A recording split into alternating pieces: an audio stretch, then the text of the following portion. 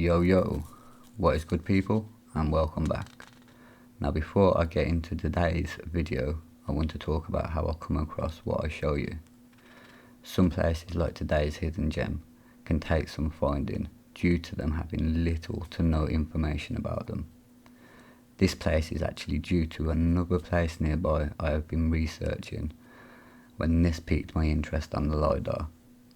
Now I also look at as many old maps as possible because this sometimes sheds light on what was there 100 years ago.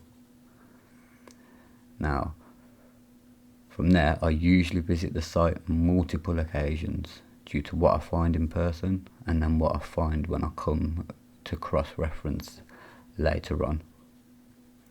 Now, I'd like to think I've got a decent understanding of the blueprint on what's required to find places like this, and to date I have had a very successful hit rate.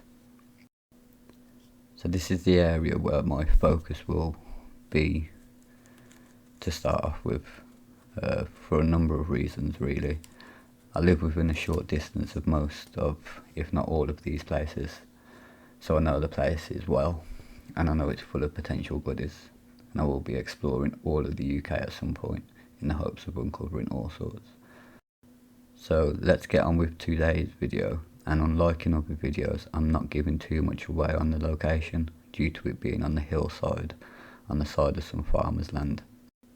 Having seen the potential on the LiDAR, I was happy to see signs straight away in the forms of broken roof tiles. Why, you ask? Simple. I've seen these everywhere else that I've visited. And what else would there be on a hillside surrounded by woodland? Then we come across the usual naturally made sandstone layers of all thickness and angles, signs of dumped earth, and if you've seen my previous videos you won't want to miss this one, as I'm pretty sure I have more proof of a buried past. I don't know though, so why don't you decide for yourselves. Now check out the angles on this bad boy, clear signs to me of it being poured into a mould of sorts, but how when it's attached to a natural cliff? Well, maybe it's not so natural after all. Again, let me know what you think. Now this shows yet more proof of earth being dumped, does it not? Definitely not hiding anything here either. Definitely can't see that the small blocks are identical to the rock face behind. Maybe shows that the rock face isn't natural either. I may take something with me next time and try and compare the two together, like the small block with the rock face. So can you see it? I'm in the field.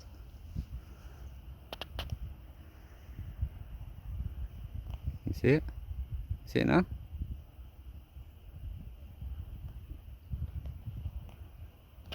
Why are they hiding it? So if this doesn't show you that they hide this sort of stuff, I don't know what will. Actually, hold on 5 minutes, I got more. Now hopefully you can see the earth that's dumped in front of this opening.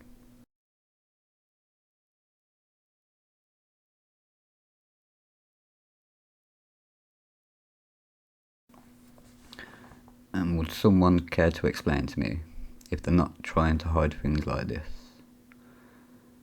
then why are they A, putting all of this earth in front of these places? And then if we go and actually have a look in this opening, explain why there's a tree trunk, explain why there's boulders, explain why there's metal fencing, and explain all the earth inside of there as well. I don't think you can. I think this just further proves they're trying to hide these things by burying them up, filling them with junk, like in my previous videos, filling these places with junk and then burying them up as best as possible. And if you look here, you can see where the exterior skin and where the exposed sandstone is.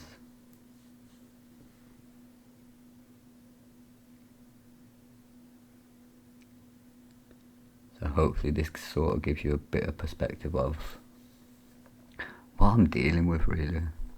Like I say, farmer's field there, but I'm literally at the side of it, up the hillside. And yeah, yet more proof here. Can you see what I'm saying?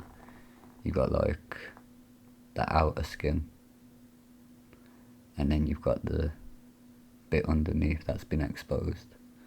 And yeah, yet more of this metal fencing.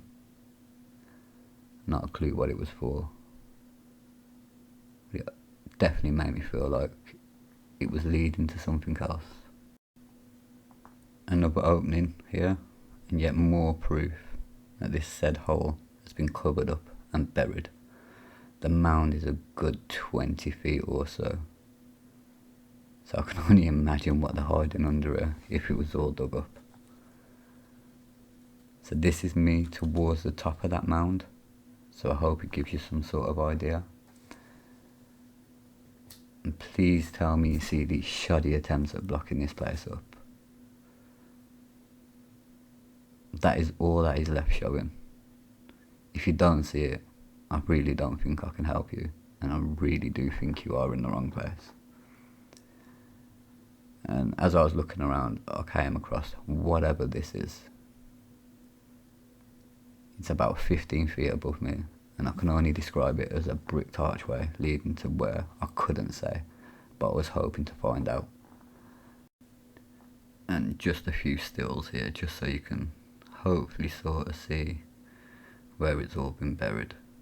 But anyway, so I set out to go up and try and find this bricked archway. And like I say, it took a while and some doing. And it was quite the ascent, and the ground was soggy under boot. I got as close as I could to the arch without falling, but couldn't get my eyes on it due to the weather making it dangerous. And then there was this holly bush blocking my path. I'm telling you now, if it's not holly bushes, it's stinging nettles. It's always a dead giveaway from my experience. But I will be back in the better weather to explore further when it's more safe to do so, and I don't risk falling and breaking my neck. It wasn't a totally wasted journey though, as I found yet more evidence just around the corner.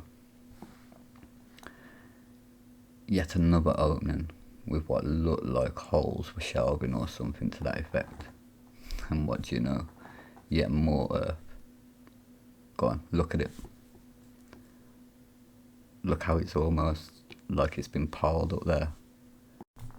Again, if something like this does not show you they are trying to hide these things, I really don't know what will. It was at this point I heard something behind me, and being where I was, I didn't fancy hanging around. I will be back though. There's definitely more to uncover at this place. And I will say now, another nice thing about doing all of this is seeing the different wildlife. I've been NICKYB, and until next time.